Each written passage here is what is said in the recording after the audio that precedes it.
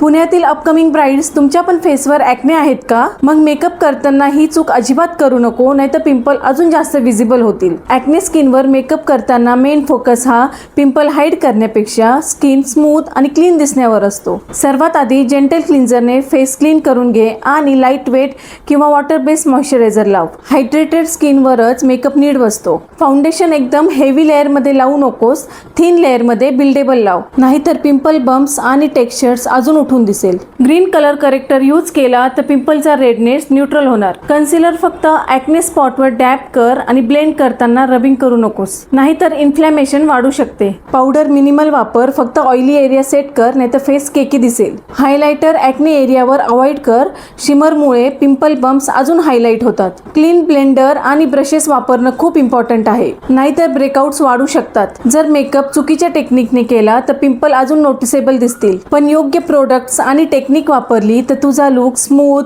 Fresh आणि confident दिसेल. तुझी पण स्किन ॲक्ने प्रोन असेल तर मला ॲक्ने असं DM कर, मी तुला प्रॉपर गाईड करेल.